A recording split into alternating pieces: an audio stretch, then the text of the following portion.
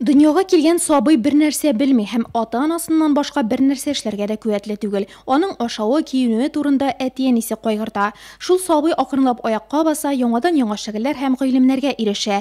Хәтта кайберәүләрнең күңелләрендә тәкәбберлек сыйфатлары да уяна. Күп очракта үсеп җиткәч балаларга газиз әти-әниләре кирәкми башлый һәм аларны онытып җибәрәләр. Әгәр балалар үсеп җиткәч ата-ана аңа нәрсә биргәнен аңласалар, бу сөенеч. Киресенчә, әгәр аңламасалар, бик зур көенеч. Allah subhanahu wa ta'ala'nın şunday hükmü buldu Kur'an-ı Kerim'de аңардан başka birer ilahka da ibadet kılmaska en birinciden ve bil valideyni ihsana ikinciden yani ati-anilerge yaxşı münasebet bilen yaxşı qaraş bilen qarav ati-anilerinin hürmetini kütärü ve bil valideyni ihsana yani ati-anilerge yaxşılık kürsətü. İmma yablughanna indaka al-kibra ahaduhuma agardaki senin ömründə indi kursan ati-aninin qartlığın yani ati-aninin ömrü bolsa senin huzurunda indi alar qart bolsalar birisi yoki ikisi ahaduhuma ve kilahuma fala taqul lahuma uf alarga bir qachon da uf etib de aytma.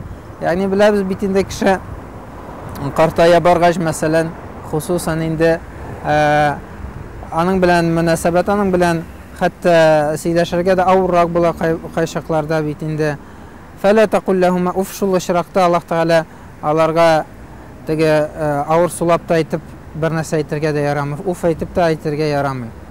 Адам баласы үзенең әти-әнисенә карата булган изгелеген алар гүр иясе булгачта дәвам итәргә тиеш. Пәйгамбәребез саллаллаһу алейхи ва саллям бер хәдисендә эшли ала торган иң яхшы гамәлләрнең берсе вафат булган әтиенең дусларына изгелек кылу дигән. Адам баласы әтисенең дустына изгелек кылып, үзенә дә, вафат булган әтисенә дә савап җыя ала. Чөнки шундый игелекле баланы ул үстереп, тәрбияләп калдырган бит.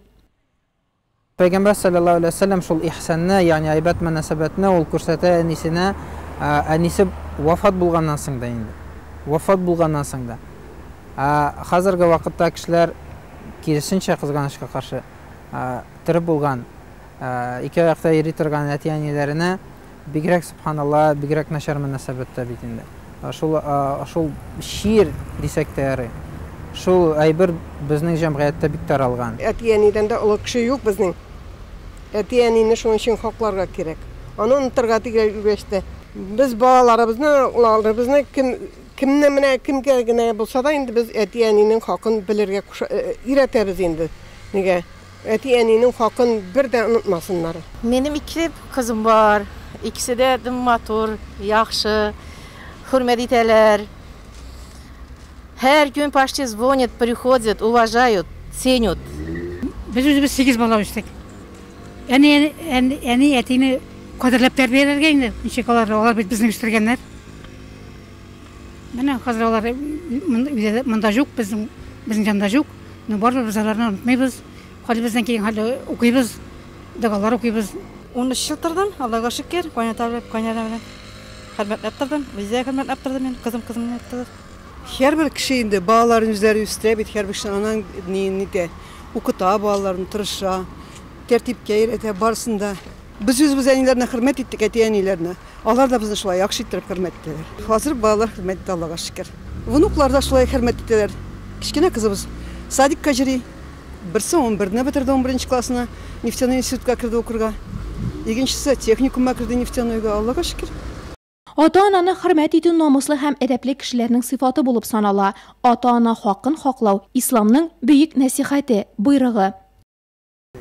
وَوَصَّيْنَا الْإِنْسَانَ بِوَالِدَيْهِ حَمَلَتْهُ أُمُّهُ وَهْنًا عَلَى وَهْنٍ وَفِصَالُهُ فِي عَامَيْنِ أَنِ اشْكُرْ لِي وَلِوَالِدَيْكَ إِلَيَّ الْمَصِيرُ. Kişiге vasiyet kıldık. Ati-anine yaxşı münasebet bilen itin deyip Hamalathu ummuhu vahnan ala vahn. Anası 9 ay zagiflikka istab anı yeritken öz qarnında ve fisalihu fi amayn 2 yaş tuğaj kukraktan ayırırga deyip anishkurli minga şükür itigiz ve li valideyk hem ati-anigizga şükür itigiz ilayyel masir миңа кайту булыр ди Аллаһ субханаһу ва тааля. Ягъни бөтен кеше Аллаһ субханаһу ва тааляга ахырында кайтыр.